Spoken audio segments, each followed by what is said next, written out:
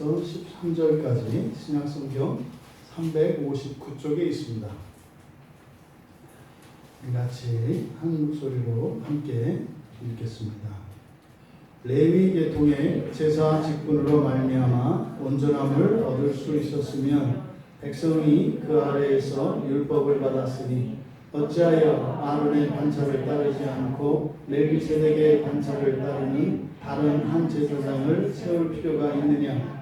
제사 직분이 바꾸어졌은즉 율법도 반드시 바꾸어지리니 이것은 한 사람도 제단위를 받들지 않는 다른 지파에 속한 자를 가리켜 말하는 것이라. 아멘. 설교의 제목은 반드시 변형된다. 지금 우리들은 사실 이 본문을 함께 읽었습니다만 그렇게 이거 충격적인 내용이거나 이렇게 엄청난 내용으로 받아들여지지 않습니다. 그런가 보다 하는 이런 이야기이죠. 하지만 이 편지의 수신자인 유대교 출신의 그리스도인들에게는 또 더더구나 아직 예수를 믿지 않는 유대인들이 이 글을 읽는다면 이거는 가만히 있을 수 없는 그런 내용이고 이거는 어이없는 내용, 말도 안 되는 내용, 그런 내용입니다. 그리고 굉장히 이것은 구원의 도리를 완전히 훼손하는 이런 이야기입니다. 그런데 이방인인 우리들에게 또 실제로 우리가 구약에 대한 그런 이해가 그런 지식들이 많지 않고 또 우리가 유대인들과 같이 구약의 율법을 통해서만 구원에 이를 수 있다고 믿고 한평생을 그렇게 살다가 예수를 믿고 그리스도인된 이런 사람들이 아니라 성경에서 말하는 구원이라는 개념조차도 없고 또 그런 것과는 아무 상관도 없이 살던 우리들에게 사실은 이 말씀은 굉장히 난이도가 높은 말씀이고 그리고 실제적으로 우리에게 와닿지 않는 말씀입니다. 그러면 우리가 이 말씀을 알기 위해서는 구약 성경을 완벽하게 공부하고 그 다음에 알아야 되느냐 그럴 필요는 없습니다. 다만 적용점을 우리에게 이 적용점을 옮기는 게 중요해요. 그러니까 지금 여기서 말하고자 하는 바 이렇게 성경적인 기독교적인 이런 복음적인 그런 구원이 아니라 그냥 우리가 받아들일 수 있는 그런 관점에서 이 본문에 지금 담겨 있는 내용은 그런 내용입니다. 여러분들이 구원이라고 하는 게 뭡니까? 이 세상에서 여러분들이 행복하게 사시는 거예요. 여러분들이 원하는 것을 얻는 거예요. 잘 되는 거예요. 이게 그냥 예수를 믿든 안 믿든 하나님을 믿든 안 믿든 자신들이 바라는 것, 가장 좋다고 여기는 것 무엇이 있지 않습니까? 그것이 성공이라고 하는 이름으로, 행복이라는 이름으로, 만족이라는 이름으로, 여러 가지 다양한 이름으로 각자에게 있지만 다 있단 말이에요. 그것, 여러분들이 최고의 가치로 여기는 그것, 여러분들이 오늘 행복할 수 없었던 그 이유, 이게 죄라고요. 그러니까 여러분들이 무엇이 있었더라면 여러분들이 행복했을 거라고 생각하는 그것, 또 여러분들을 그렇게 행복하게 해줄 수 있을 어떤 사람, 어떤 대상, 이게 구원자라는 말이에요. 이런 것들, 그러니까 구약의 유대인들은 율법을 지킴으로써, 율법을 온전히 지킴으로써, 그리고 제사를 드림으로써 온전한 구원에 이를 수 있다고 어려서부터 배웠고 그렇게 살아온 사람들이에요. 그러니까 최소한 여러분들도 어려서부터 여러분 부모님들에게 들은 내용이 있잖아요. 이렇게 해야 된다, 저렇게 해야 된다. 그런 모든 가르침을 구원이라고 가정하자 이 말이에요.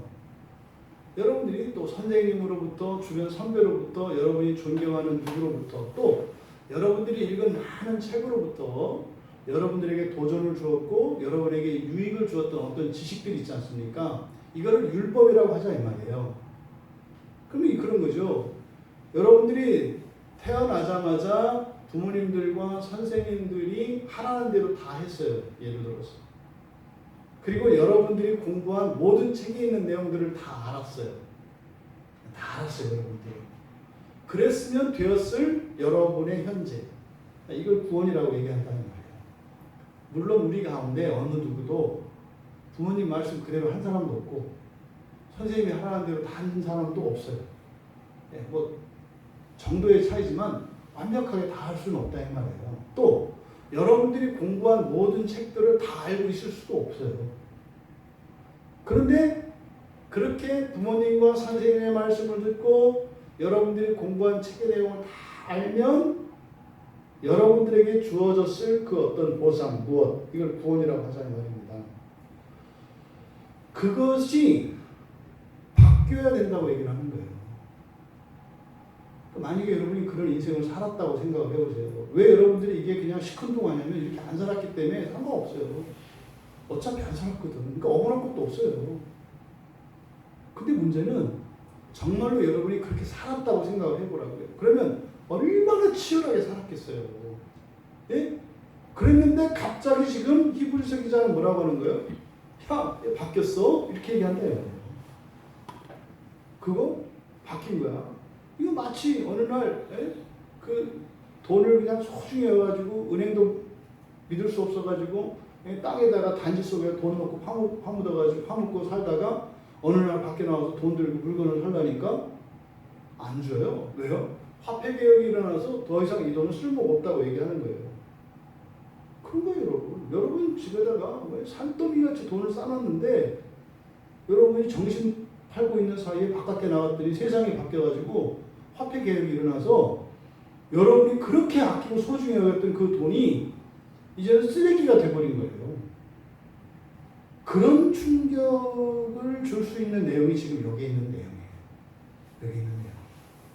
그런데 그렇게까지는 아니더라도 우리들 개인의 작은 부분에 있어서 여러분이 여러분에게 유익이 된다고 생각하는 어떤 방법, 또 여러분이 여러분을 조금이라도 더 행복하게 해줄 수 있을 것이라고 믿는 그 어떤 가치들, 이 모든 것들 반드시 변형된다는 거예요. 이게 안 되는 겁니다. 이게 안 바뀌는 거예요. 우리가 지금 히브리서 말씀을 보고 여러분들에게 가장 이 히브리서를 통해서 가장 우선적으로 여러분들에게 와닿아야 할 것은 사실은 그겁니다. 여러분들이 가지고 있는 모든 고정관념을 바꿔야 한다는 사실을 받아들이는 거예요. 어제 여러분이 완벽하게 바뀌었다 할지라도 오늘 또 바뀌어야 한다는 거예요. 여러분들이 이 세상을 살아가는 목적은 그렇게 끊임없이 변형되기 위하여 살아가는 게 목적이다. 그게 여러분의 인생의 목적이다. 이것이 사실은 이 히브리서를 통해서 우리들에게 던지는 메시지예요. 히브리서 기자가 뭐라고 하는 거예요? 그런데 이게 안 됐다는 거예요. 구약의 역사 속에서 구약의 이스라엘 백성들이 그렇게 안 됐고 또 오늘날 우리들의 현재는 어떻게 해요? 2000년 기독교 역사 속에서도 안 됐다고 얘기하는 거예요. 그러니까 이게 너무나 어이없는 말씀이라고요. 히브리서 기자가 2000년 전에 구약의 역사 속에서 실패담을 들어서 우리는 실패하지 말아야 한다라고 2000년 전에 말씀을 하셨는데 2000년이 지난 이 시점에도 그 말씀이 여전히 유효하게 우리에게 동일하게 적용이 되는 이 세태. 왜요? 여러분 인생뿐만 아니라 세계의 역사, 이 인류의 역사는 꽉 끼어 있다는 사실을 잊으시면 안 돼요. 이게 쉽게 바뀔 수 있는 그런 것도 아니고 이것이 단순히 어떤 개인적인 이런 게 아닙니다. 그래서 예수님이 우리의 인생을 바꿔주시고 우리의 본성이 바뀌면 팔자도 바뀐다는 말을 믿기보다는 차라리 용한 점쟁이가 던져주는 내일에 대한 그 불확실한 예언을 의지하고 살아가기를 더 즐거워하고 거기에 더 신뢰가 간다 이 말이에요. 여러분 반드시 변형이 됩니다. 반드시 변형이 돼야 합니다. 뭐가요? 여러분의 모든 것이. 이걸 잊지 마십시오. 여러분이 오늘 낮에 출근하셔서 일하고 퇴근하셨을 거 아닙니까? 그럼 내일 아침에 똑같은 회사에 똑같은 사람이 똑같은 일을 하는 게 아니라는 거예요. 내일 아침에 여러분들은 다른 사람이 되어서 다른 일터에 다른 일을 해야 된다는 거예요. 겉으로 보기에는 똑같은 일을 하는 것 같아도. 왜요? 이것이 하나님께서 이루시는 일이기 때문에 그렇다. 본문으로 들어가서 지금 본문은 두 가지입니다. 제사제도, 그러니까 제사제도가 변형될 거라는 것, 그리고 율법도 변형될 거라는 것. 그래서 서두에 제가 말씀드렸잖아요. 유대인들은 말도 안 되는 소리로 엄청난 사건에 엄청난 이야기를 하는 것이다. 왜요? 제사제도가 변형될 거고 율법이 변형된다니. 이게 뭡니까? 유대인들의 그 선민의 기초, 그 토대를 흔드는 이야기라고요. 근데 히브리서 기자는 바로 이 두 가지 내용을 진술하고자 하는 겁니다. 그런데 먼저 우리말 성경에 지금 제사 직분이라고 번역이 되어 있어요. 근데 이 제사 직분이라고 번역된 이 단어는 히브리서에만 사용이 되는 단어인데 제사 직분이라고 하기보다는 뭐 틀린 것은 아니겠습니다만 이거보다는 제사 제도 이렇게 하는 것이 좀 더 이 단어의 의미를 더 적절하게 나타낼 것 같아요. 그래서 공동 번역에 이거를 사제 제도라고 번역을 해놨더라고요. 그러니까 사제는 뭐 이제 천주교 신부님들을 일컫는 말이죠. 그러니까 제사장이라는 뜻입니다. 근데 제사장이라고 하면 또 다른 그 단어가 있기 때문에 그래서 여기서 제사 직분이라고 번역된 이 단어는 레위 지파의 아론의 자손이 제사장이 되어 제사를 드림으로써 속죄되는 하나님의 법, 이거를 지금 제사 직분이라고 요약해 놓은 거예요. 그러니까 아론의 자손이 율법에 따라서 제사를 드리면 제사를 드린 사람은 그 죄물을 가지고 와서 자기 죄를 속죄하기 위해서 나온 그 죄인의 죄가 어떻게 돼요? 속죄가 되잖아요. 이것을 여기서 제사 직분이라고 한 거예요. 그래서 이 레위 계통의 레위 자손이 드림으로써 얻게 되는 이 제사제도, 이것으로 말미암아 온전함을 얻을 수 있었으면, 이 말이 뭡니까? 있었으면 이거는 있었다 없었다? 없었다 는 얘기예요. 없었다. 그러니까 구약에 이 제사장들이 드린 그 제사를 통해서 온전함을 얻을 수 없었다. 이 얘기를 하는 겁니다. 근데 여기서 조심하실 것은 여기서 온전함이라고 하는 이 텔레이오시스라는 말은 완성도를 말하는 게 아니에요. 완성도가. 그러니까 뭐 무슨 결함이 있거나 뭐 이런 얘기가 아닙니다. 이 텔레이오시스라고 하는 말은 최종적인 국면에 초점을 둔 단어예요. 제가 이제 가끔 씨가 있고, 식물에 비하면 씨가 있고 새싹이 있고 나무가 있잖아요. 그러면 씨가 나무가 아니라서 이게 뭐 문제가 있는 겁니까? 아니잖아요.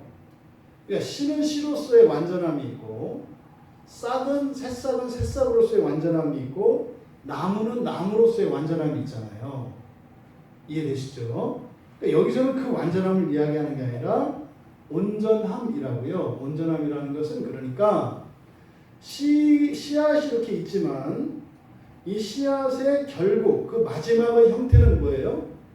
나무잖아요. 이걸 이야기한다 이 말이에요. 그러니까 구약의 제사장들이 드리는 제사는 그게 불완전하다라고 하는 의미가 아니라 그것은 단지 뭡니까? 씨앗의 단계에만 유효한 것이다. 이 얘기를 하는 거예요. 그래서 이 레위, 그러니까 아론의 자손들로 이루어진 제사장들에 의해서 드려진 제사, 그것이 구원의 완성을 이룰 수는 있다 없다? 없다. 이 얘기를 하는 거예요. 제사를 드린다고 해서 그게 마치 이 씨앗을 잘 보존하고 씻고 이렇게 한다고 해서, 그러니까 제사장들이 제사 드리는 일은 뭐예요? 이 씨앗이 병충해에 먹지 않도록 그리고 썩지 않도록 보존하는 일, 이게 제사장들이 하는 제사 일, 이게 제사제도예요. 그럼 그렇게 한다고 해서 이게 나무가 되는 것은 아니다 이 말이에요. 이해되시죠? 그러니까 온전함을 얻을 수 있었으면 없었다는 얘기예요. 그러니까 여기서 온전함을 얻을 수 없었다라고 하는 이 얘기는 제사의 한계성을 얘기하는 거예요. 제사의 한계성. 여러분 초등학교 1학년생에게 이 세상에서 누가 제일 똑똑하냐고 물어보면은 누구라고 할까요? 선생님이라고 하는 게 정상이에요. 선생님. 학교 선생님은 거의 신적 존재거든요. 근데 이 아이가 이 다음에 이제 가보면 알아요. 초등학교 선생님은 참 불쌍하다는 걸. 계속 그것만 가르치고 사셔야 되기 때문에 심지어 나중에 보면은 세상 물정도 전혀 모르는 분이 된다는 걸 알아요. 그래서 스승의 은혜가 이렇게 참 귀한 거구나를 알게 돼요. 왜? 자기 인생을 희생하는 거거든요. 그런 것처럼 구약 사람들에게 있어서 이 제사라고 하는 것은 한계 안에 갇혀 있는 거다. 그래서 이 제사 제도의 한계성을 나타내는 말이에요. 여기서 온전함을 얻을 수 있었으면이라고 하는 가정법을 통해서 온전함을 얻지 못했다고 말하는 것은, 그럼 여기는요, 그러니까 다음 단계로 이전하는 변형의 가능성이 있는 거죠. 이해되잖아요. 그러면 씨앗을 키우는 일을 하는 제사장들이 있어요. 이게 누구? 레위계통, 아론의 제사장들. 그러면요, 그 다음 새싹을 또 키우는 누가 있을 거 아니에요. 그 다음에 또 나무를 키우는 누가 있을 거 아니에요. 요 얘기를 지금 하는 겁니다. 그러니까 이들이, 즉 구약의 제사장들을 통해서 속죄를 가져다 주었던 이 제사제도, 이 제사제도의 한계성, 하지만 그러함에도 불구하고 그 제사제도에는 유익이 있어요. 엄청난 유익이 있어요. 왜요? 죄를 속해주기 때문에, 죄를 없애주기 때문에 굉장히 중요하단 말이에요. 그러면 구약의 제사장들이 드리던 그 제사와 같은, 제사의 효과와 같은 것, 그게 우리들에게는 뭘까요? 회개예요. 회개.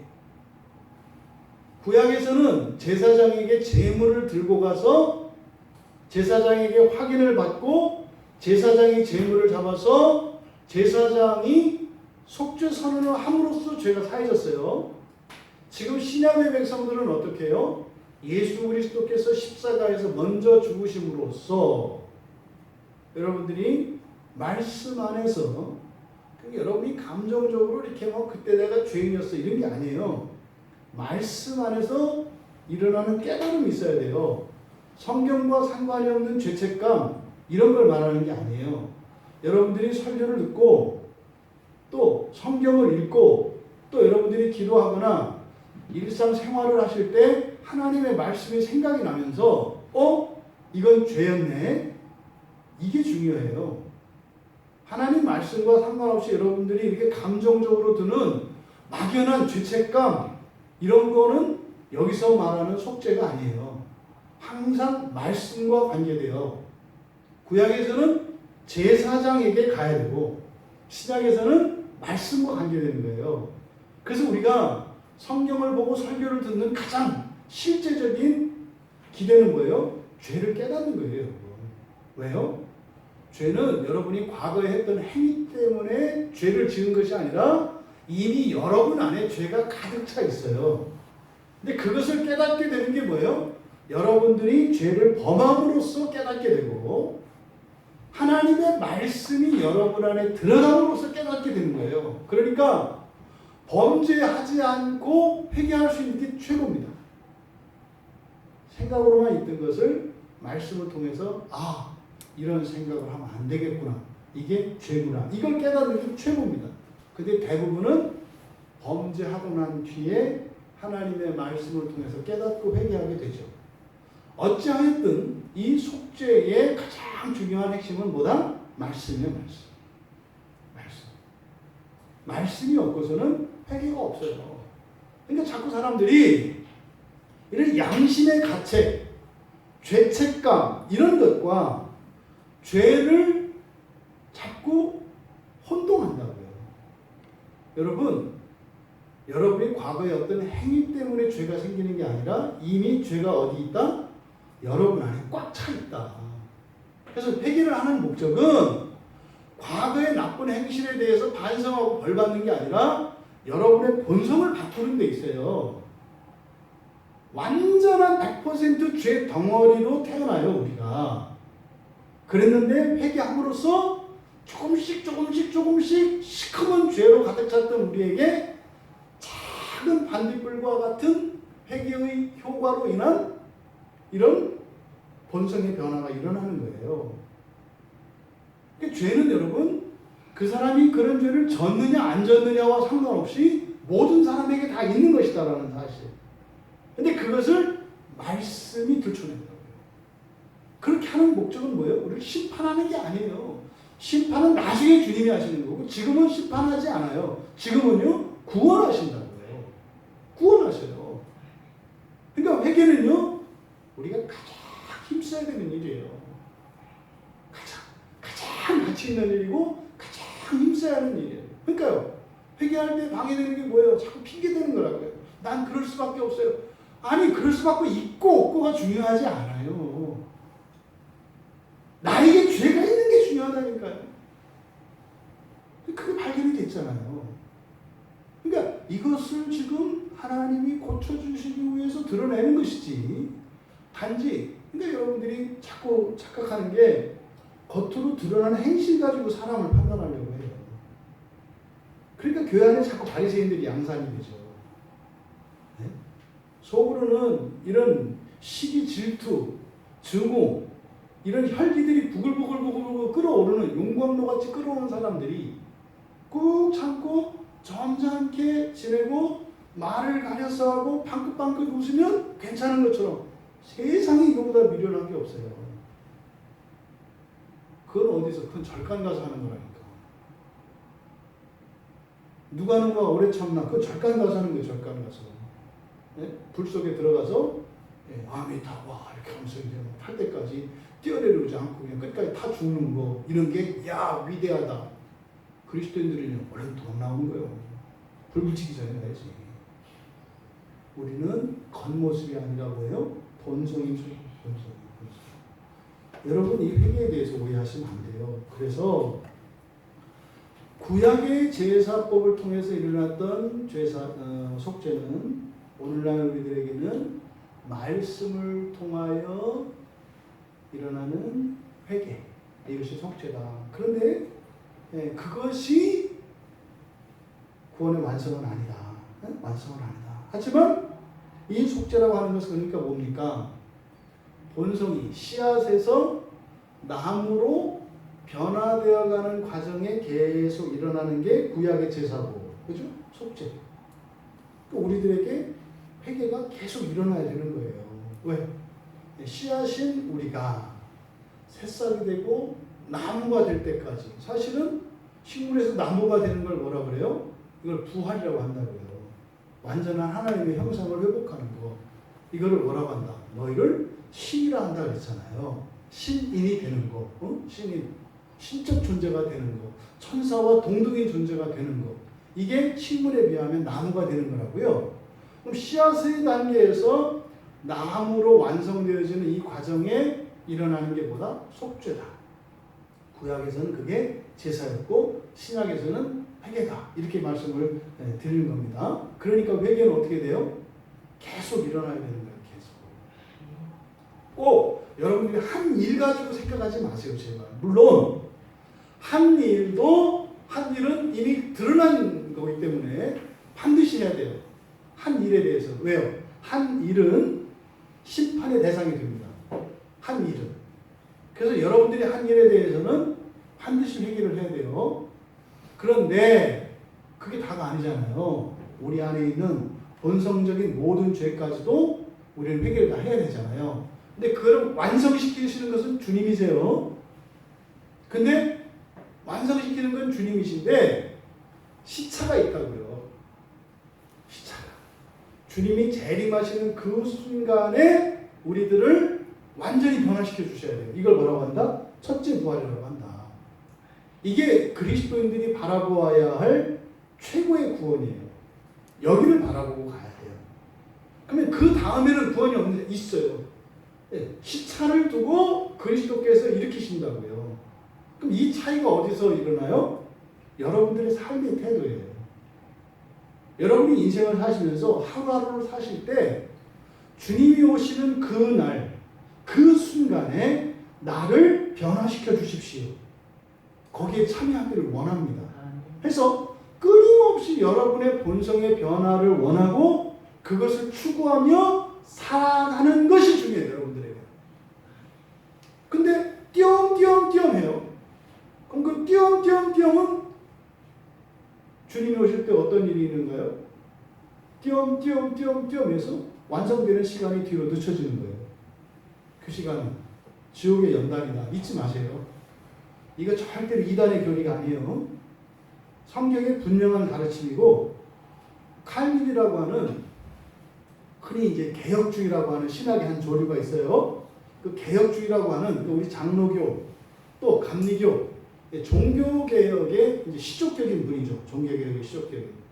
이 칼빈도 이 신자의 사후 연단에 대한 이 부분을 굉장히 중요한 교리이기 때문에 이것을 가르쳐야 되나 말아야 되나. 근데 뭡니까?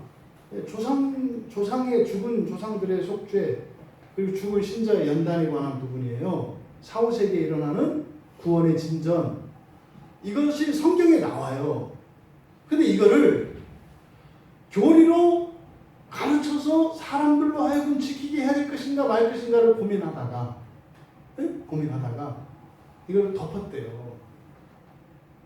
이게 로이드 존스라고 하는 유명한 영국의 신학자의 후임 목사님이 그 연구 그 저서에서 논문에서 나온 얘기예요. 이것을 왜 이야기하지 않았는가? 지금 이 시기에는 오해될 소지가 많기 때문에 이걸 덮어놓은 거예요. 근데 그걸 기록으로 남겼어요. 그럼 뭡니까? 후대의 사람이 다시 회복시켜야 되는 중요한 교리예요. 근데 그 뒤로 이것이 회복이 안 된 건 아니에요. 이렇게 죽은 신자들의 연단에 대해서 가르치죠. 어디에서? 천주교에서 그렇게 가르쳐요. 죽은 신자들도 연옥이라는 데 가서 거기서 바로 낙원에 가는 사람이 있고 어떤 사람은 조금 더 죽고 난 뒤에 연단을 받아서 낙원에 가는 사람이 있다고 가르쳐요. 그러니까 그 가르침이 캐톨릭에는 있어요. 그러니까 칼빈이 캐톨릭과 그러니까 로마 교회죠. 그러니까 캐톨릭이라고 하는 말은 사실은 로마 교회예요. 로마 교회. 그러니까 로마 교회와 가르침이 같으니까 이렇게 차별성을 강조하기 위해서 이걸 빼버린 거라고요. 근데요, 빼면 안 되는 거예요. 근데 그때 당시로서는 그렇게 뺨으로써 얻는 유익이 컸기 때문에 칼빈도 굉장히 고민하다 이걸 뺀 거라고요. 그럼 지금은 그 이후로 어떻게 해야 돼요? 그렇게 회복을 시켜야 된다고요. 그리고 캐톨릭에서 가르치는 연옥사상이 무엇이 잘못됐나를 성경적으로 이야기를 해야 되죠. 근데 무조건 이렇게 신자의 사후 연단에 대한 이야기를 하면 뭐야 저 천주교 연옥교리네. 이게 무식한 얘기라고요. 연옥교리는 잘못된 거예요. 연옥이라는 말 자체가 잘못된 거예요. 왜요? 연옥 그러니까 지옥이 좀 말랑말랑한 거잖아요. 연유 그래가지고. 네? 연옥이 어디 있어요? 연옥이. 착한 일하면은 뭐 이렇게 천국은 아니지만 지옥도 아닌 중간지대가 있어서 그게 거짓말이에요. 그냥 지옥은 지옥이에요. 낙원과 지옥밖에 없어요. 죽어서는. 착하게 살면 그 천만의 꿈 깨세요. 그러니까 성경을 모르기 때문에 이게 지금 그렇게 설명할 수밖에 없었던 거죠. 제가 지금 말씀드리고자 하는 바는 뭡니까? 여러분들이 왜 회개를 계속 하면서 살아야 하는가? 네? 그걸로 완성되는 건 아니에요. 제사로 온전함을 얻는 건 아니에요. 회개로 여러분들이 온전함을 얻는 건 아니에요. 주님이 하세요. 그런데 아무나 주님이 이렇게 그냥 동시에 이렇게 하시는 것이 아니라 순서가 있다. 순서가 있다. 그래서 구약 사람 같으면 끊임없이 율법을 지키고 율법을 범한 그것에 대해서 제물을 가지고 가서 제사를 드림으로써 속죄하는 일들이 계속 있어야 한다 이 말이에요. 그럼 여러분 만약에 구약에 어떤 사람이 어떤 유대인이 그렇게 살았다고 쳐요. 네? 율법을 지키면서 살았어요. 근데 또 범하면 제물을 들고 제사장에게 갔어요. 가가지고 제사를 드렸어요. 그렇게 산 유대인들 분명히 있어요. 그 사람들은 어떻게 됐어요? 낙원에 가 있어요. 그냥 낙원에 가 있는 거예요. 그 사람들은. 구약의 백성이 하더라고요. 신약의 백성이에요. 그리스도인이에요. 근데 예수 믿으면 끝이라고 생각하고 지 마음대로 살고 하나님의 말씀을 하나도 안 지키고 근본적으로 뭐예요? 회개에 대한 그 필요도 느끼지 못하고 이렇게 겉으로만 그럴듯하게 살다가 죽었어요. 바로 지옥행이에요. 왜요? 그 사람은 속죄에 대한 기대도 없었잖아요. 본성의 변화도. 그러니까 지옥에 가서 반드시 본성의 변화를 입게 돼요.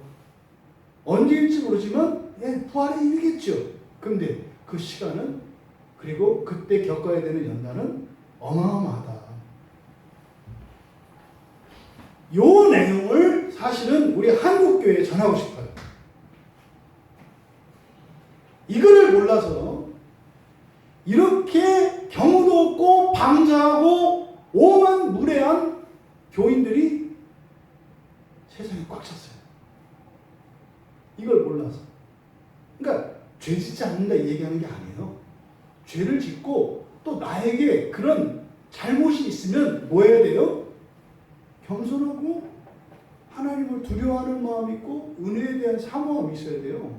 그런데 어떻게 돼요? 더 당당하고 뻔뻔하고 겁도 없이 막 살아요. 왜요?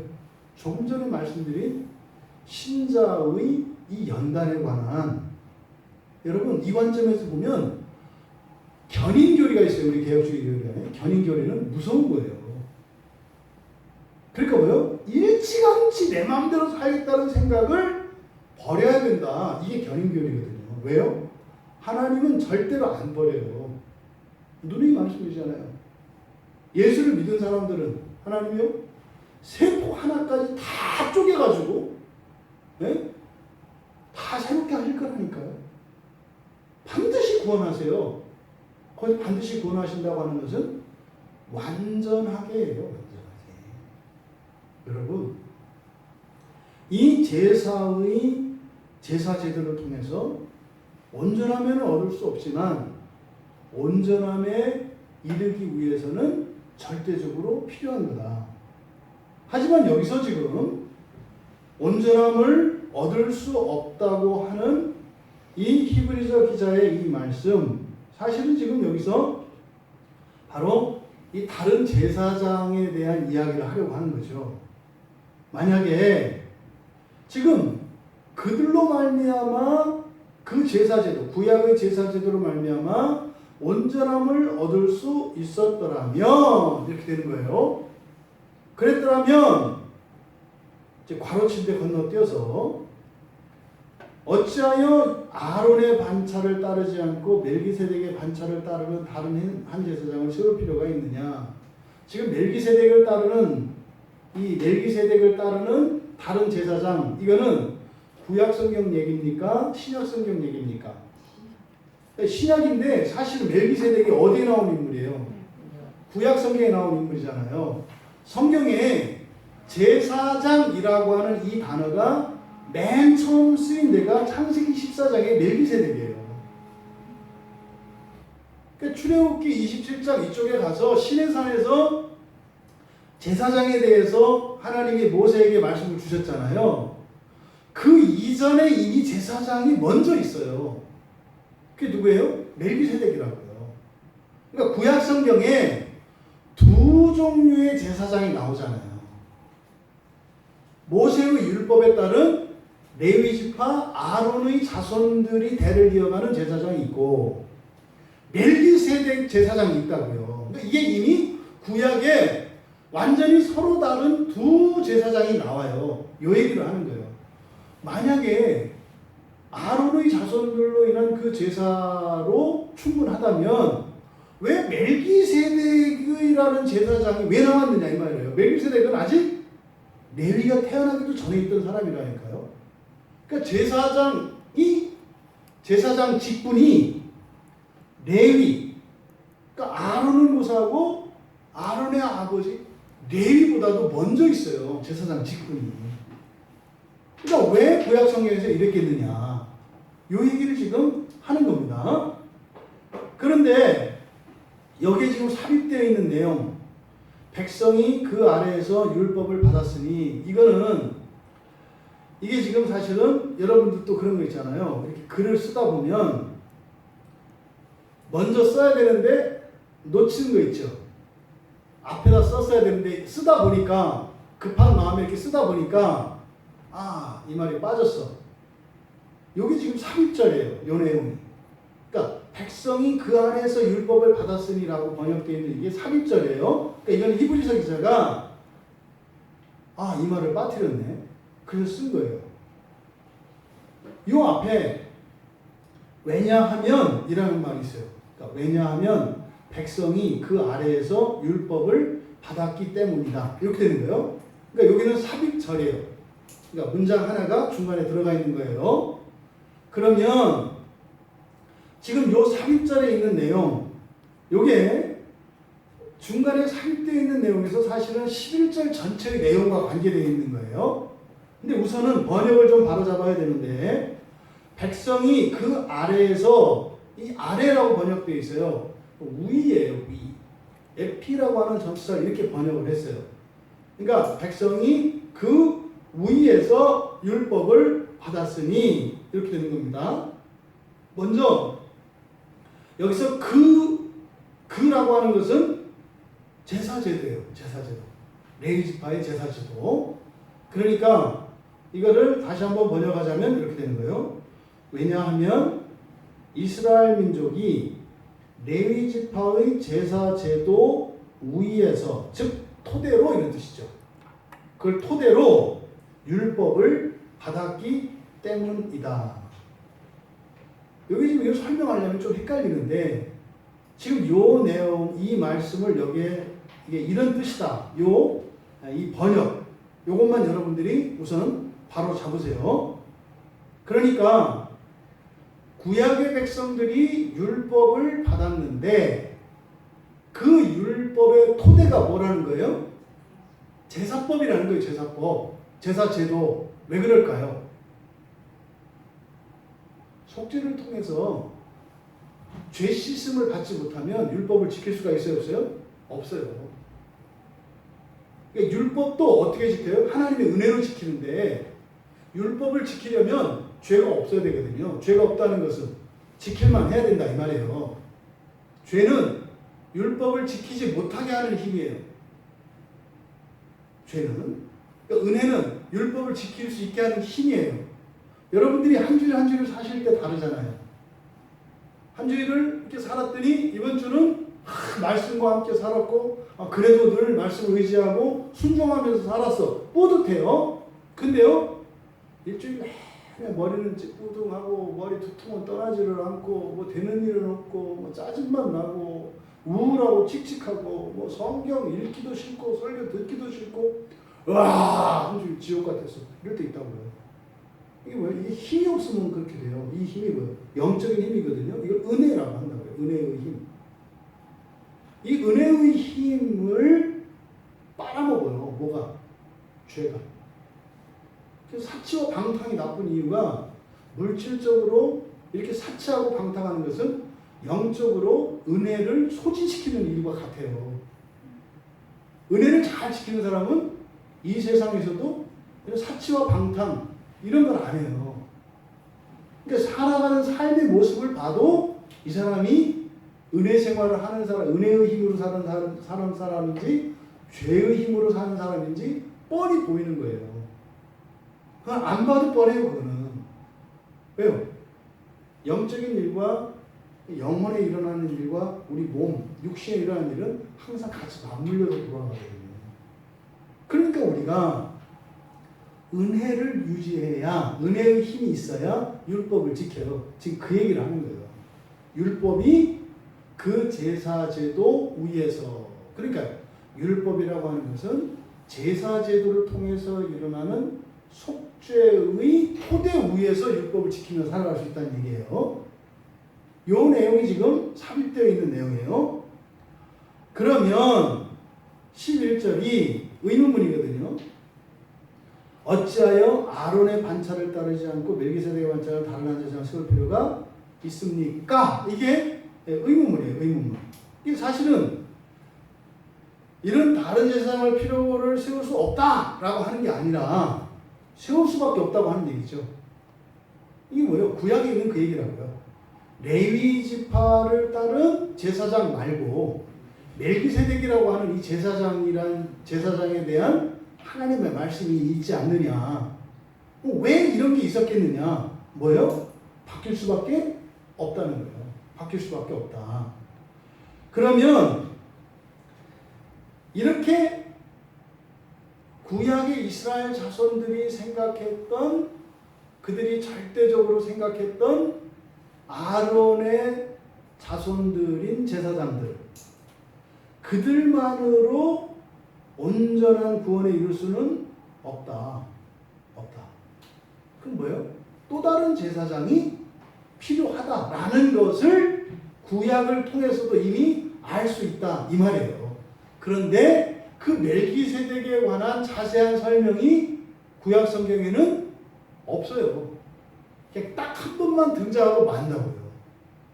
그러니까 이 아론의 자손들이 아닌 멜기세덱의 반차를 따르는 제사장에 대한 하나님의 계시는 아직 끝나지 않았죠. 구약 성경에서.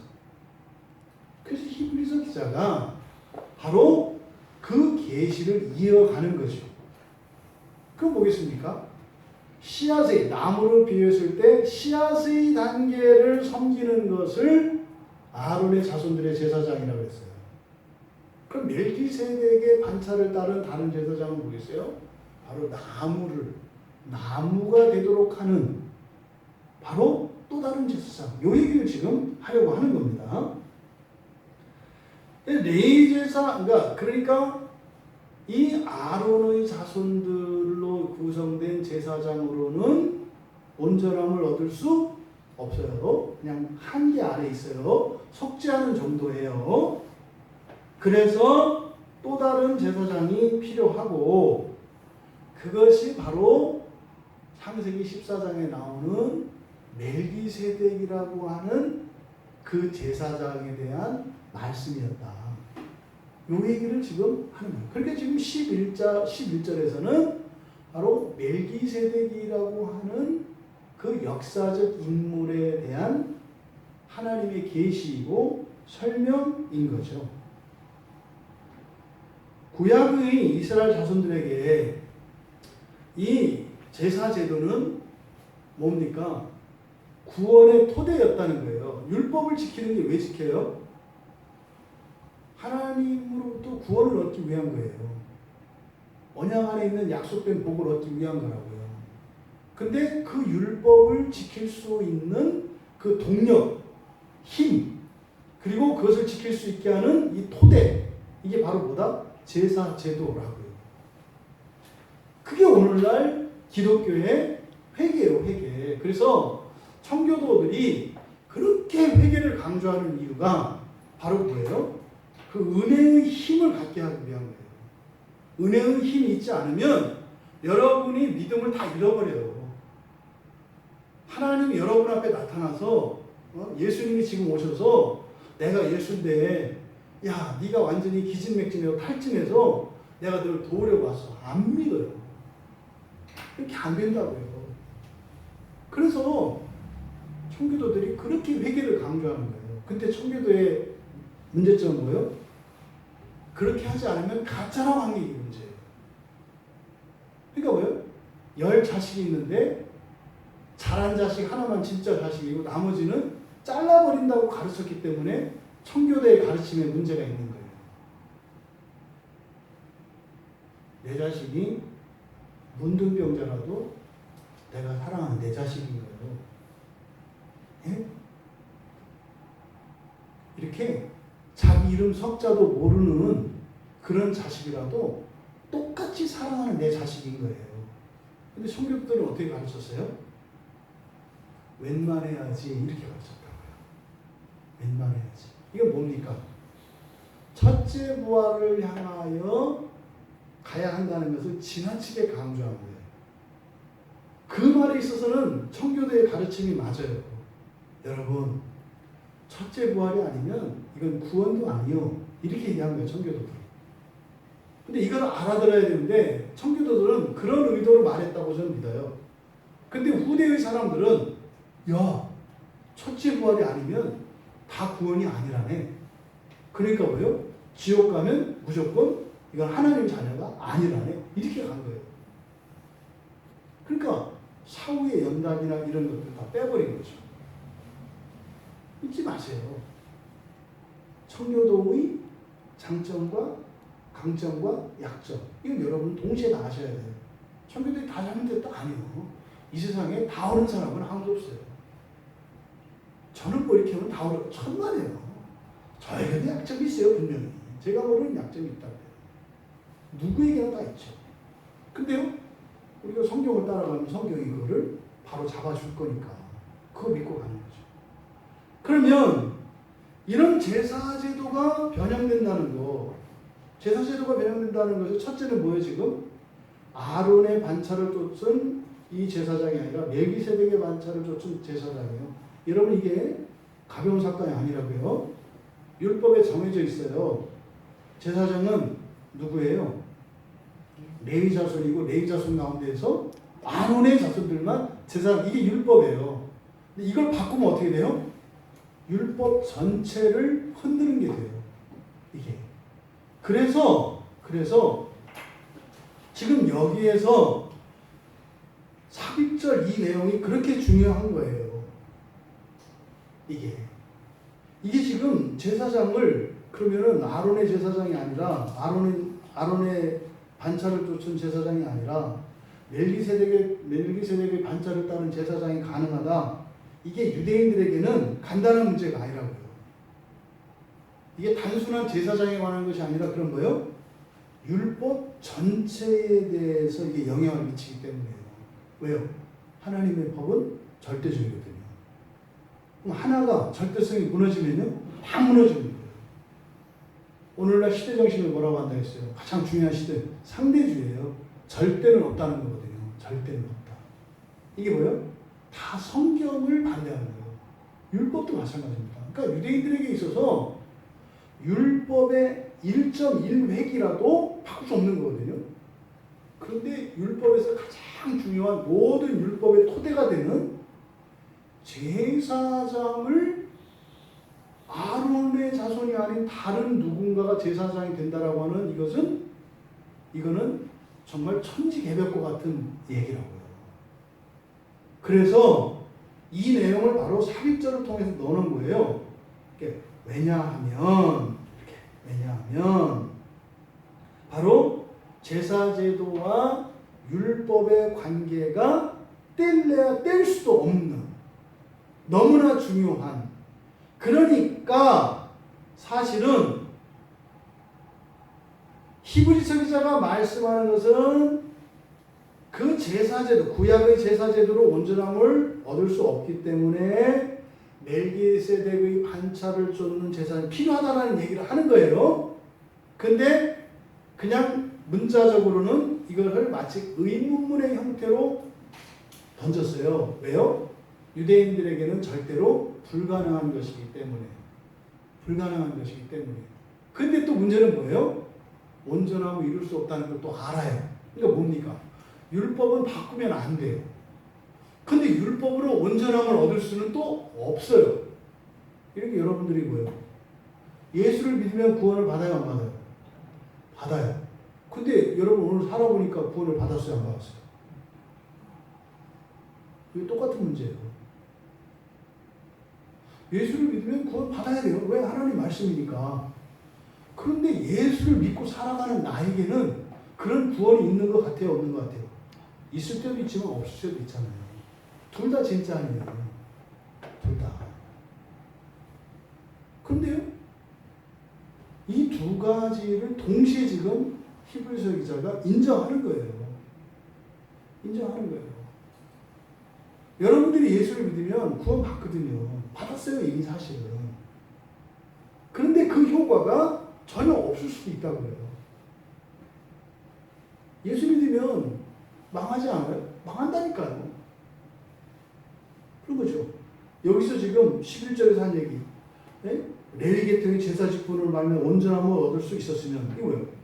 예수 믿어서 온전할 수 있었다면, 이런 거예요. 네? 예수만 믿고 세례를 받으면 온전함을 얻을 수 있었다면, 이렇게 얘기하는 거죠. 그러니까 머리로는 성경에 따라서는 예수를 믿고 세례를 받았으니까 온전함을 얻어야 되는데, 내가 살아가는 삶을 보면 그게 없다 이 말이에요. 근데 둘 다 진짜예요. 근데 지금 여기서는 온전함을 얻을 수 없다. 근데 이거 완전함이 아니라 온전함이라고 한 거죠. 뭡니까? 여러분들이 예수를 믿어서 여러분들이 누릴 수 있는 현재적인 구원이 뭘까요? 속죄예요, 속죄. 지금은. 회개를 통한 속죄라고요. 지금은. 그런데 그 구원의 완성, 그 열매를 언제 누려요? 예수님이 오실 때 누리는 거예요.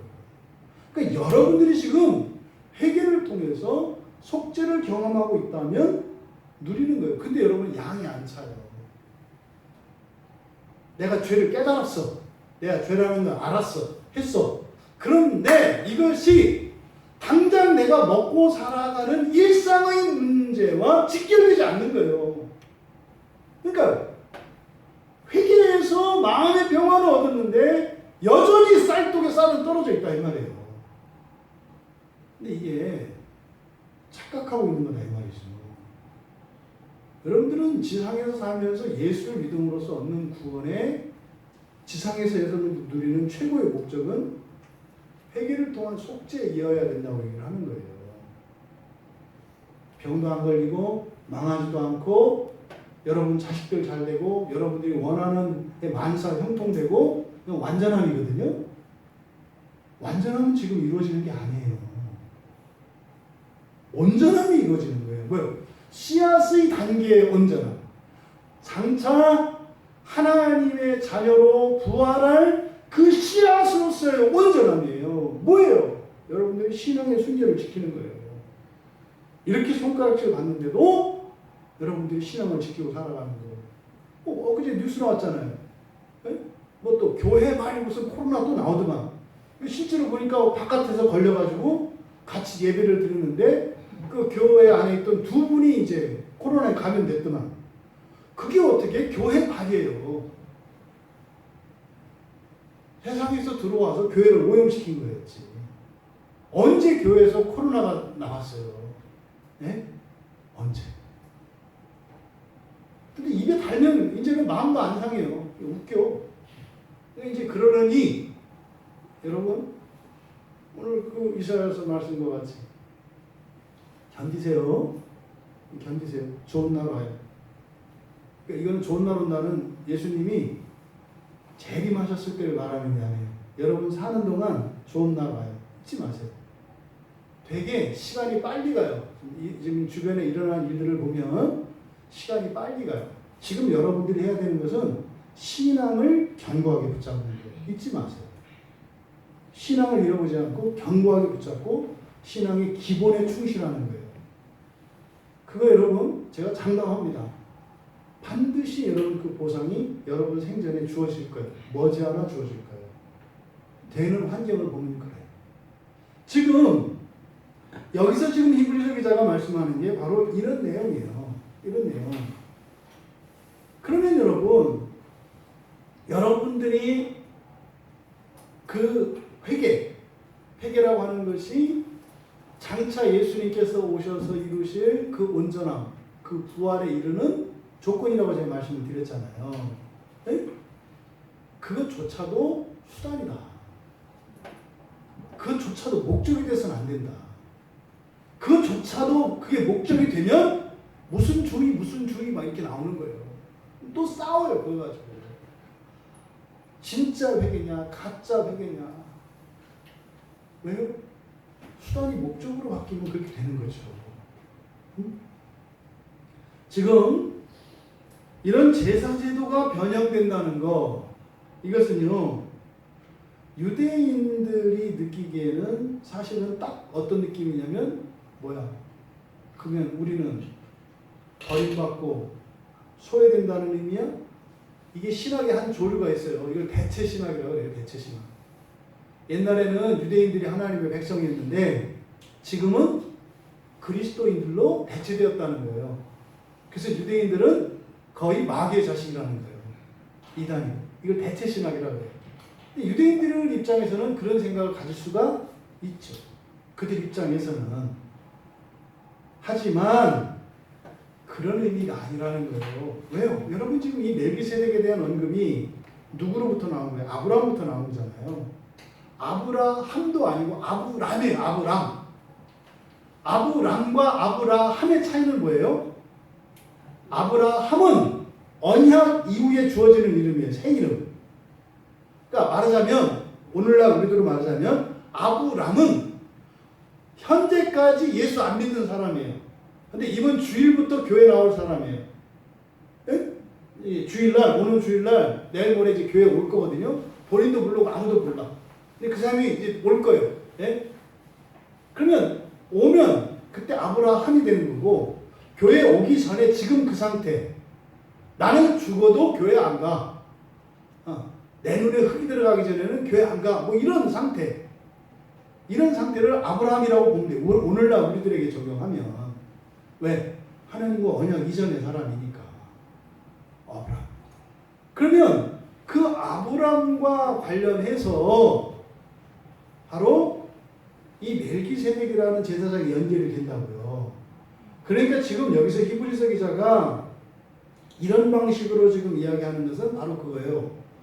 유대교 출신 그리스도인, 그러니까 유대인인 그리스도인들에게 기독교가 생기면서 예수님이 오시고 난 뒤에 기독교 교회 안에서 유대인이라는 이것이 또 컴플렉스가 되지 말아야 한다고요. 마치 과거에 유대인들은 우리가 하나님의 선민이고 너희들은 이방인이었던 것처럼 기독교 교회 안에서 우리가 정통 기독교인이고 너는 유대교에서 넘어온 개종자, 이런 잘못된 시각이 또 있을 수 있다 이 말이에요. 교회 안에. 이게 오늘날 한국 교회 안에 있잖아요. 나는 모태신앙, 예를 들자면 나는 모태신앙, 또 나는 장로교인, 나는 감리교인 하는 이런 배타적인 태도.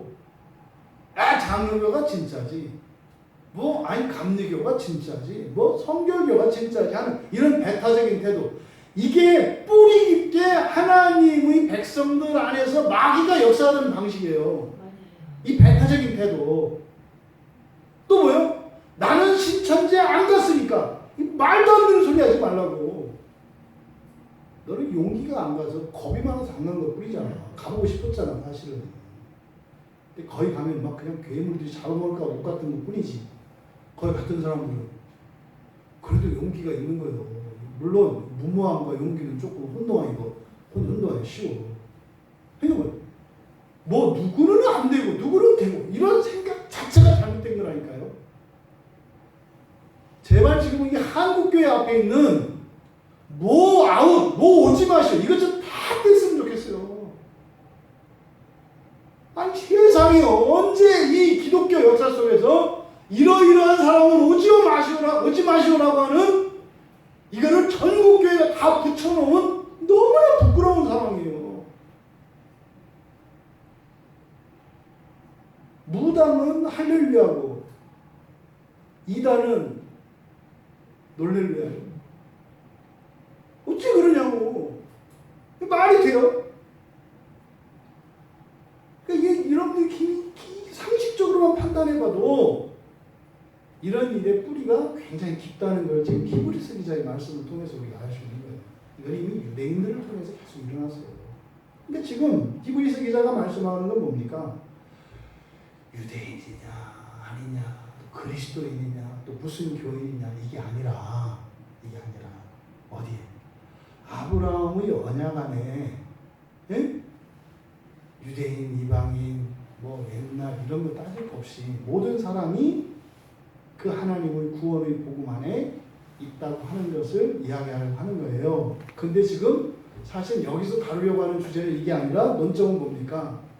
온전함을 누리지 못하는 이유죠. 온전함을 누리지 못하는 이유. 그래서 온전함을 누리게 하려고 하는 지금 열망이 히브리서 기자에게는 있는 거예요. 그러니까 여러분 여기서 이렇게 다른 제사장, 다시 말해서 아론의 반차를 따른 제사장에서 멜기세덱의 반차를 따른 제사장으로 변형된다고 하는 이것은 단순히 이방인과 유대인, 뭐 정통 그리스도인과 무슨 뭐 교인 이렇게 나누는, 그래서 아브라함의 언약 안에 모든 인류를 향해서 가능성이 단지 이렇게 수와 그 어떤 가능성에서 이렇게 넓혀지는 것뿐만 아니라 사실은 뭐요? 온전함으로의 진전이라는 거예요. 그래서 이 제사장의 변형이라고 하는 것은 두 가지 의미. 자꾸 이렇게 배타적인 태도를 취하고 특정 소수의 사람들만 그 안에, 그리고 나머지는 그 밖이라고 하는 이분법적인 이렇게 분열시키려는 이런 것이 잘못됐다는 것. 더 이상은 그 경계가 없어져야 된다는 것. 두 번째로는 온전함으로의 진전이라는 것. 이것이 이 제사제도가 변형된다라고 하는 가르침 안에 담겨 있는 의미입니다. 그런데 지금 여기에 11절의 의문문이잖아요. 다른 한 제사장을 세울 필요가 있습니까? 의문문이라고요. 있습니까? 그러고 나서 12절에서 왜냐하면 이렇게 돼 있어요. 왜냐하면, 그러니까 11절에서 히브리서 기자가 던진 질문, 제사제도가 이렇게 제사장이 변형돼서 제사제도가 변형돼야 할 이유가 있습니까? 거기에 대해서 이제 12절에서 설명을 하는 거예요. 왜냐하면 말이죠. 이렇게 하는 거예요. 그러니까 뭐예요? 12절의 내용은 그런 거예요. 바뀌면 안 되는 거 아닙니까? 이런 뜻이에요. 왜 제가 이렇게 질문을 하냐면요. 바뀌면 안 되는 거 아니에요? 이게 지금 유대인의 입장에서 지금 얘기를 하는 거예요. 왜냐하면, 그러니까 왜 제가 이런 질문을 했냐면 말이죠. 제사의 직분이 바뀌었은즉 율법도 반드시 바꾸어지기 때문입니다. 그대로 제가 이거를 다시 번역을 하면 이렇게 되어 있는 거예요. 여기에서 바꾸어졌은즉 이라고 번역되어 있지 않습니까? 이건 잘못된 번역이에요. 바꾸어졌은즉 이게 아니라 바뀌고 있다면 이렇게 번역을 해야 돼요. 이게 지금 분사구문이거든요. 그래서 접속사는 무엇을 갖다 쓸 수 있어요. 어느 것이든지. 하지만 문맥에 따르면 이렇게 되는 겁니다. 왜냐하면 레위의 제사제도가 바뀌고 있다면 반드시 율법의 변형이 발생하기 때문입니다. 이해되시죠? 그래서 11절에 이런 질문이 나올 수밖에 없다는 거예요. 그러니까 12절에 있는 이 내용은 그런 거예요. 만약에 제사 직분이 바뀐다면 동시에 율법도 바뀌어야 되는 것이기 때문에 제사장이 다른 방식으로 세워질 수는 없는 거 아닙니까? 이 유대인의 지금 질문이에요. 맞다고요. 이게 바뀌면 율법 전체가 흔들리기 때문에. 그러면 여기서 지금 바뀌다라고 하는 이 단어, 이거는 영어의 change 이런 게 아니에요. 다치게 뭐 사람이 바뀌는 이런 게 아니에요. 이 바뀌다라고 하는 이 단어가 메타라는 말이 함께 쓰였어요. 메타 티테미라고 하는 뜻이거든요. 메타 티테미. 그러니까 이거는 질적으로 다르게 바뀌는 것을 의미해요. 메타 티테미. 단순한 변화가 아니라 질적으로 바뀌는 걸 말해요. 그러니까 씨가 씨앗이 되는 거 신기하잖아요. 우리가 봐도 이걸 말하는 거예요. 씨가 씨앗이 되는 것. 우리는 그걸 아니까 이게 보리 씨래. 아니 뭐 보리는 뭐 비슷하다고 할 수 있겠다. 뭐 예를 들어서 사과 열매를 갖다가 심어서 그 싹이 나오잖아요. 이 사과 열매가 어떻게 싹으로 바뀌냐고. 근데 이게 나무로 바뀌잖아요. 요거를 나타내는 말이에요. 이 메타티템이라는 말이. 그러니까 제사의 직분이 바뀌는 것, 이것은 뭐예요? 단지 그냥 뭐 이렇게 순서가 바뀌고 이런 게 아니라 완전히 질적으로 달라지는 것이다. 이 얘기를 하는 겁니다. 그리고 지금 본문에는 이 바뀌다라고 하는 이 말이 현재 분사형으로 되고 분사형이에요. 그래서 번역할 때 뭐라고 했어요? 제가 바뀌고 있다면, 바뀌는 중이라면 이렇게 번역을 한 거예요. 그러니까 이게 지금 어떻게 해요? 제사 제도가 계속 변형되고 있다. 이게 뭡니까? 이루어가는 구원, 성화의 진전을 말하는 거예요. 그러니까 이렇게 바뀐다면, 이렇게 변형된다면, 그래서 바뀌다라고 하기보다는 변형되다라고 하는 것이 좀 더 적절하겠다. 그래서 제사 제도가 바뀌어가고 있다면, 그럼 뭐야? 율법도 반드시 바꾸어지리라 이렇게 되어 있는데 이건 현재형이에요.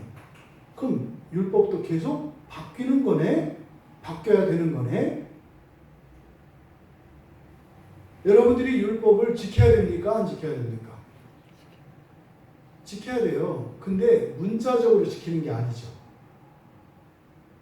율법은 지켜야 돼요. 근데 문자적으로 돼지고기를 안 먹는 거, 이게 지키는 게 아니에요. 그러니까 안식일 교회, 또 뭐 하나님의 교회, 또 유대교, 무슬림 이런 사람들이 돼지고기 안 먹잖아요. 왜요? 율법에 이렇게 나와 있으니까. 그러니까 문자적으로 지키는 게 아니에요, 율법은. 왜요? 율법도 뭐한다? 변형된다. 변형된다. 여러분, 만약에 우리가 구약의 율법에 따라서 오늘 이렇게 모여서 제사 다 죽었어요. 저부터 죽어요, 먼저에서. 그럼 여러분, 옷을 제대로 차려입고 이렇게 드려야 돼요? 말아야 돼요? 드리기도 해야 되겠고, 또 안 드려도 되기도 하겠고, 뭐 이런 거 아니에요. 왜 헷갈려요? 변형이 된다고요, 변형이. 율법은 지켜야 돼요. 율법의 가치와 의미, 그 정신은 지켜야 돼요. 그런데요, 변형이 된다고요, 변형이. 그러니까 지금 여기서 그 얘기를 하는 겁니다. 그러면 여기서 반드시라고 이렇게 간단하게 번역되어 있는데, 이 반드시라고 하는 이 말은 에크 아난케스라고 하는 말을 번역한 거거든요. 그러니까 이거는 거부될 수 없는 뭐 이런 뜻이에요. 그러니까 안 바뀌지 않을 수 없는 이런 뜻이거든요. 그러니까 제사제도와 율법이라고 하는 것은 한 몸이어서 제사제도가 바뀌면 어떻게 해요? 율법도 바뀐다 이 말이에요. 그러니까 유대인들이 이거 아니 구약에 한 발 양보해서 멜기세덱 제사장이 나오니까 멜기세덱은 레위 지파도 아니잖아요. 그러니까 뭐라고 할 수는 없어. 왜? 성경에 나와 있으니까. 그런데도 이제 한마디 할 수 있는 거예요. 아니 그렇다더라도 그렇게 해서 그럼 뭐 멜기세덱 말고 또 멜기세덱의 반차를 따른 어떤 제사장이 세워진다고 하면 그러면 아론의 제사장의 토대 위에서 세워진 이 율법도 그럼 다 바뀌어야 되는 거 아니냐? 어떻게 받아들이면 돼요? 아, 율법도 바뀌는 거구나! 이렇게 알아들이면 되는데 절대로 바뀌면 안 된다라는 생각을 갖고 성경을 보니까 이럴 수도 없고 저럴 수도 없는 거예요. 이 얘기를 지금 히브리서 기자가 하는 겁니다. 이거를요, 요 내용이 뒤에 히브리서 9장에 가면 자세히 설명이 돼요. 히브리서 9장에. 개혁이라는 말이 성경에 나올까요? 나올까요? 개혁. 개혁주의 그러거든요. 성경에 나오는 말이에요. 성경에. 그게 히브리서 9장 10절에 나와요. 히브리서 9장 10절. 그리고 사도행전 24장 2절에 좀 다른 형태지만 딱 두 번 사용이 돼요. 그러니까 개혁이라고 하는 말은 어떤 뜻이에요? 질적으로 변화되는 걸 의미하는 거예요. 그래서 그 뒤에 한번 가보세요. 히브리서 9장에 바로 뒤니까 9장 10절 같이 읽을게요. 10절, 11절까지 같이 읽을게요. 이런 것은 먹고 마시는 것과 여러 가지 씻는 것과 함께 육체의 예법일 뿐이며 개혁할 때까지 맡겨둔 것이니라. 그리스도께서는 장래 좋은 일에 대제사장으로 오사 손으로 짓지 아니한 것 곧 이 창조에 속하지 아니한 더 크고 온전한 장막으로 말미암아. 지금 바로 여기서 이 개혁에 대해서 이야기를 하는데 바로 이게 뭡니까? 이 창조에 속하지 않은 새로운 것이에요. 예수 그리스도께서 멜기세덱의 반차를 따른 제사장이라고 하는 것은 이 창조가 아니라 새 창조를 위한 제사장이라는 의미예요. 그래서 요때 개혁이라는 말이 쓰여요. 개혁. 요게 이제 그 누가가 사도행전 24장 2절에서는 개선된 것이라고 이렇게 하거든요. 요 개혁이라는 말이 성경에서 딱 개혁이라는 이 단어는 딱 한 번 쓰인 거예요. 여기. 그러니까 개혁주의라는 말이 굉장히 성경적인 말이죠. 잘 눈에 발견되지 않는 말이에요. 그러니까 굉장히 중요한 말이에요. 개혁주의라는 말이. 그래서 종교 개혁이라고 할 때 이 개혁이라는 말을 쓰거든요. 굉장히 의미심장한 말이에요. 그러니까 무슨 신학 사조 이런 걸 얘기하는 게 아니에요. 뭐요? 창조와 관련돼서 첫 창조에서 새 창조로 이어지는 굉장한 이런 담론이 담겨 있는 말이 개혁이라는 말이에요. 그러니까 지금 여기서 이야기하는 제사제도의 변형, 율법의 변형 다 사실은 이거를 함축할 수 있는 말이 개혁이라는 말이거든요. 그렇다면 율법이 변형된다. 좁은 의미에서 율법은 제사제도의 핵심이 되는 제사장에 대한 율법이죠. 레위 자손, 그 레위의 계통이 아니라 멜기세덱의 계통을 따라서 바뀌는 거잖아요. 그래서 제사제도, 좁게는 제사장에 대한 율법이 바뀌는 거죠.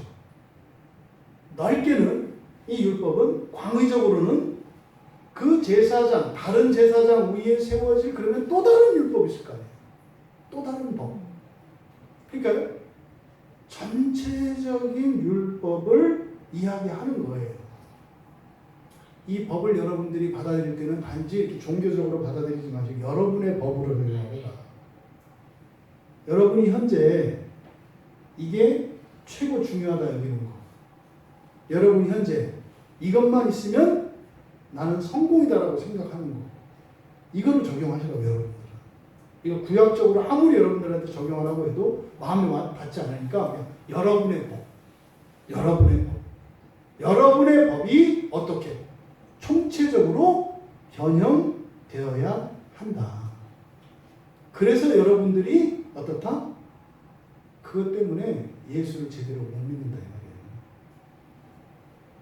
나를 주인 삼지 않고 예수를 주인 삼는다면 내 법이 다 바뀌어야 되는데 그래서 내가 예수를 주로 못 삼는 거예요. 요 얘기를 하는 거예요. 여러분들에게. 이건 유대인들에게만 아니고 우리나라 한국 기독교인에게도 똑같이 적용이 되는 거예요. 이것은 13절에 한 사람도 제단 일을 받들지 않는 다른 지파에 속하는 자를 가리켜 말한 것이라. 뒤에는 이제 유다 지파로 나옵니다만 아직은 유다 지파 이렇게 얘기하시면 안 돼요. 여러분들이 아는 걸 가지고 여기다 붙이면 안 돼요. 지금 여기서는 다른 지파, 이거는 파격입니다. 아론 계통의 아론의 제사장이 아니라 멜기세덱의 제사장도 받아들이기 지금 어렵잖아요. 근데 13절에서는 아예 다 허물어 버린 거예요. 이거는 멜기세덱이고 아론이고 또 뭐 유다 지파, 이스라엘 이런 지파뿐만 아니라 심지어는 뭐예요? 흑인이 되면 어떻고, 네? 백인이 되면 어떻고, 이 얘기를 하는 거예요. 여기서 다른 지파는. 그러니까 히브리서 기자는 13절에서 확 열어버리는 거예요. 확 열어버리는 거예요. 여기서 다른이라고 하는 헤테로라고 하는 말이거든요. 질적으로 다른 거예요. 인종적으로 다른 거, 네? 혈통적으로 다른 거, 민족적으로 다른 거, 이걸 얘기를 하는 겁니다. 그래서 지파라고 번역된 이게 피레라는 말인데, 이 피레는 이스라엘의 12지파에게 사용될 때는 그 각 지파를 나타내는 말이에요. 이 피레라는 말이. 그런데 이 말은 또 모든 인류의 각 족속, 심지어는 각 가문으로 또 이해되는 말씀이 피레라는 말이에요. 예수님이 이 단어를 그렇게 쓰신다고요. 마태복음 19장 28절에서는 이스라엘의 12지파를 의미하는 말씀으로 쓰시고, 마태복음 24장 30절에는 모든 인류의 각 가문이에요. 모든 인류에 속한 각 가문에도 적용되는 말이에요. 그러니까 지금 히브리서 기자가 여기서 얘기하는 건 뭡니까? 유대인과는 상관도 없고 제사법과는 상관도 없는 이방 민족 중에서 제사장이 나온다고 해도 뭐 그럴 수 있는 거고, 이 말이에요. 이 변형된다라고 하는 게 이스라엘 정도가 아니라 이방인 중에서도 제사장이 세워질 수도 있는 거다. 예? 또 지금 뭐 남자만 제사장으로 세워진다고 되어 있는데 여자를 제사장으로도 세울 수도 있는 거다. 완전히 이질적으로 이런 제사장이 세워질 수도 있는 거다. 이게 제가 알기로는 성경에서 여자에게 목사 안수를 해도 되나요? 라고 하는 근거 구절로 쓸 수 있는 본문이에요. 근데 여자에게 안수를 주는 교단에서 이 구절 갖고 그렇게 하는데 한 번도 못 봤어요. 남녀 평등 갖고 얘기하지 이렇게 얘기 안 하더라고요. 이게 지금 히브리서 7장 13절은 목사가 성별 이런 차별도, 그러니까 여자도 목사가 될 수 있는 가능성을 열어놓은 게 이 구절이에요. 제가 아는 바로예요. 근데 사실은 바로 이 14절 가면 바뀌어요. 13절에 활짝 열렸다가 14절에 확 닫힌다고 해요. 14절에 가면은 누구로 바뀌어요? 유다지파로 바뀌잖아요. 그러니까요, 이렇게 확 바뀌는데 또 정해진 가운데에서 나오는 거예요. 정해진 질서 안에서. 결론 어떻게 돼요? 여자에게 목사 안수는 성경적이지 않아요. 13절만 보면 확 열려 있어요. 이런 구절들이 또 있을 것 같아요. 근데 전체 문맥을 보면 그렇게 하지 않는다고요. 그거 하니까 어떻게 돼요? 여자도 아빠 될 수 있다고 하잖아요. 이게 무슨 소리일까요? 동성애자 그거 아니에요. 남자도 엄마 될 수 있고 여자도 아빠 될 수 있다는 거 아니에요. 그러니까 왜 자꾸 그 목사 자리를 이렇게 탐하는지 몰라요. 그럴 필요 없거든요. 나는 남자로 태어났으니까 남자로 살면 되고요. 여자로 태어나서 여자로 살면 되거든요. 근데 목적이 다르니까 자꾸 왜 그래야 돼요? 아니, 성경이 그러니까. 아니, 안 그래도 생각할 거 많은데 이미 성경이 다 정해놓은 거를 그렇게 생각을 하냐고. 어떻게 하면 넘을 수 없나. 이런 쓸데없는 생각을 할 필요가 없다. 어쨌든 13절에서는 뭐요? 그냥 확 열어놓는다. 확 열어놓는다. 여러분, 정리하겠습니다. 여러분의 구원에 필요한 제사장이 누구예요? 여기서 말하는 구원은 넓은 의미에서 구원이에요. 지금 여러분이 갖고 있는, 맞닥뜨리고 있는 현재적인 문제, 여러분이 지금까지, 과거, 지금까지 살아오면서 여러분 인생 안에 아직 해결되지 않은 문제들 있잖아요. 그거를 해결해 줄 수 있을 거라고 생각하는 그게 누구냐고요, 여러분들에게. 그게 제사장이에요. 그게 레위 지파예요. 아론의 반차를 따는 제사장이에요. 그게 여러분들이 생각하는 그게. 그 문제 하나는 해결해 줄 수 있을지도 몰라. 네? 그 문제 하나. 그런데요, 그게 온전함에 이르지는 못한다고요. 그게. 그렇다면 바뀌셔야 돼요. 여러분이 제사장으로 삼는 거, 여기서는 아론의 반차를 또 따르는 제사장이지만 여러분들이 바꿔야 될 제사장은 다른 제사장이에요. 돈 많은 사람, 능력 있는 사람, 여러분을 인정해 주는 사람, 그 사람들 다 따라다니잖아요. 여러분. 돈을 많이 준다고 하면 따라가고, 여러분을 인정해 주고, 여러분을 사랑한다고 하면 따라가고, 다 따라가잖아요. 그게 제사장이에요. 여러분이 따르는 제사장. 그게 아주 무익한 건 아니다. 무용한 것은 아니다. 예. 나름대로 의미가 있고 유익이 있어요. 근데 온전함에 이르기에는 못한다. 그래서 어떻게? 갈아타야 된다. 변형돼야 된다. 누구로? 예수로. 예수가 이야기하는 구원을 따라 살라는 거예요. 여러분들이 여러분의 구원에 절대적으로 필요하다고 믿는 그것, 제사, 구약 사람들에게 제사. 여러분들에게 절대적으로 필요하다고 믿는 그거, 네? 직장, 뭐 돈, 이거. 여러분, 그 온전함에 이르게 하지 못해요. 바뀌어야 한다니까요. 변형돼야 한다니까요. 뭘로요? 신앙으로. 예수를 믿는 신앙으로. 여러분, 여러분이 제사장 삼고 있는 것, 여러분이 주인 삼고 있는 거예요. 예수로 바꾸십시오. 여러분들이 어떤 수단으로 삼고 있는 뭐 제사, 여러분들의 돈, 여러 가지 이러고 있지 않겠어요? 아니에요. 신앙이에요. 예수님을 믿는 신앙. 그것이 여러분들의 온전함을 위하여 필요한 것이다. 우리 이 말씀이 여러분들의 현재 이후의 삶에 영향을 미치기를 바라고, 여러분들의 신앙 생활에 조금 더 실제적인 이런 가치와 의미, 보람을 여러분들이 느끼실 수 있게 되기를 바랍니다. 그래서 여러분들이 주일에 나와서 예배드리고 이렇게 금요일 저녁으로 와서 기도에 참여하고 예배드리고 하는 굉장히 귀한 거예요. 굉장히 귀한 거예요. 여러분 칭찬하는 게 아니라 여러분 좋겠다고 얘기하는 거예요. 그 의미와 가치를 온전히 하시고 그것을 따라 온전함에 이르시는 우리 모두가 되시기를 주님의 이름으로 축원합니다. 말씀을 생각하며 우리 같이 기도합시다. 잠시. 여러분, 반드시 변형되어야 합니다. 변형됩니다. 여러분 인생을 돌아보셔도 그러잖아요. 뭐만 있으면 좋겠다. 뭐가 바뀌잖아요. 계속 바뀌잖아요. 네? 뭐 이렇게만 되면 좋겠다. 바뀌잖아요.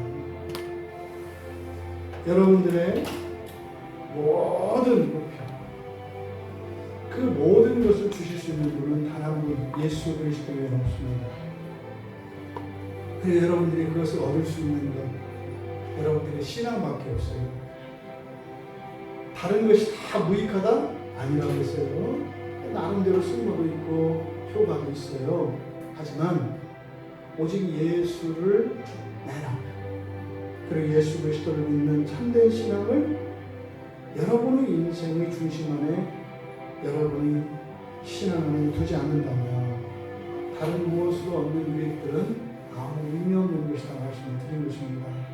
우리가 함께 기도할 때 하나님 정말 나의 유일한 제사장 오직 예수 그리스도 되게 하시고 그 제사를 통해서 얻는 효과 이런 속죄와 여러 가지 일들 또 내가 나를 행복하게 해줄 수 있는 힘을 가진 무엇이라고 생각하는 것들 이 시간 그 모든 것 가운데 우리의 신앙이 나의 온전함을 위한 것임을 고백하고 그렇게 믿어질 수 있도록 하나님께 은혜를 구하며 기도합니다.